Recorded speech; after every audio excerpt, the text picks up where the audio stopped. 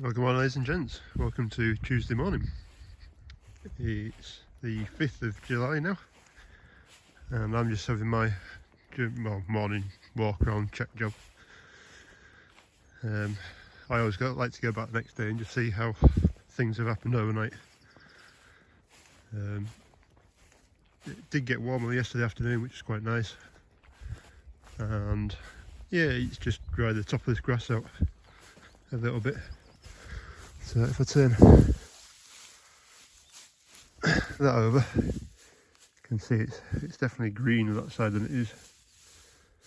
Well, actually, might not be able to tell on camera, but it's just dried off that little bit.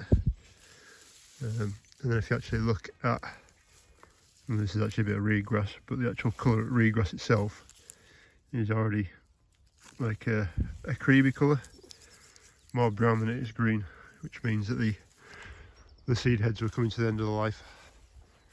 You can just see it scat through, which hopefully means that it should dry quicker. Generally when you make hay, the bit that takes the longest to dry is the stalk. The leaf doesn't usually take too long. So yeah, that's one benefit of doing it a little bit later on.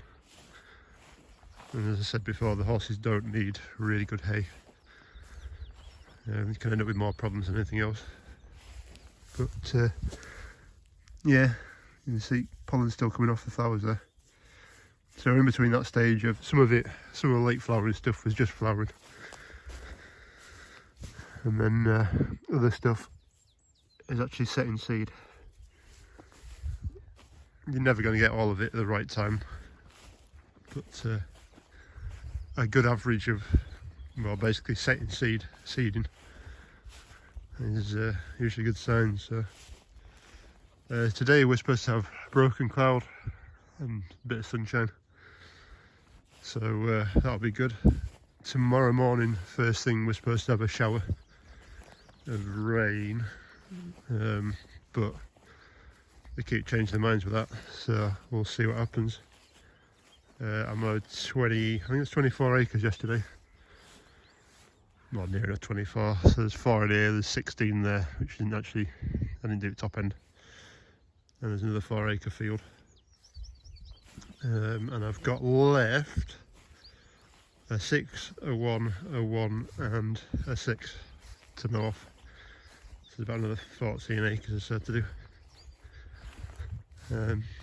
But what I might do is leave that until tomorrow when the shower's been through.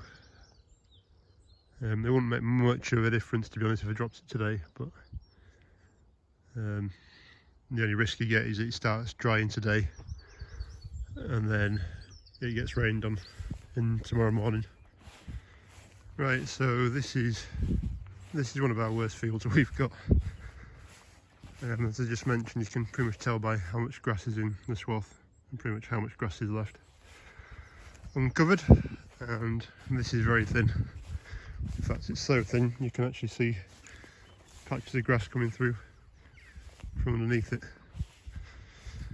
So this field, what I'm going to do is nothing, absolutely nothing. We're supposed to have some quite warm days, so what I'll do is I'll most likely leave this 2 days now, because the heat can get through most of this as it is, and then I'll spin it out. It's not worth the diesel trying to drive up and down, getting this turned every day like you do with a normal cup of hay. The one thing I probably will do is pull in the headlands. So I've got a big twin rotor rake, and I'll just use one rotor just to pull it out from the bottom of the hedge line. And when this gets to just about ready to bale, I'll probably run the twin rotor rake through and pull through these swaths together, through these rows together, and then I can just turn one row rather than 3 of them. Just save a bit of time and money. But anything can change in hay world.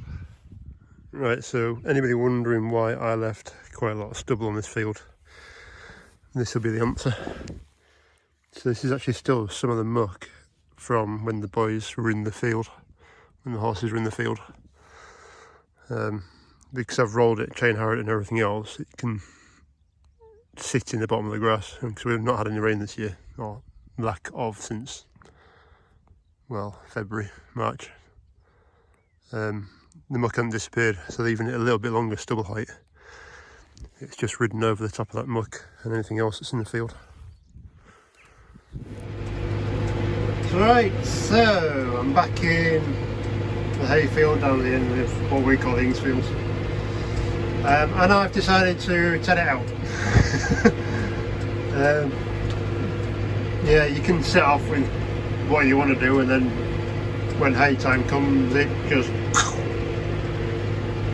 gives out on you. So we were supposed to have some rain tomorrow morning. It still could possibly turn up, but the percentage is from about 80-90s down to 60 from yesterday, and it won't particularly harm if we get, I think it's like an hour and a half of rain.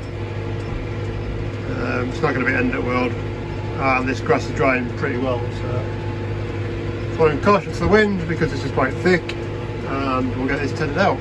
And we have Frankenstein Turner thing. So finally I have got this, well, I'm not going to say the words because I don't want it to break. But she's doing something, and it's not parked to the side of the field, and it's still on a tractor at the moment, so yeah, we'll see how good my bit of welding is for it. But it's actually doing a decent job, especially with this amount of grass that's in. So yeah, long may it continue. Yeah, that's about it.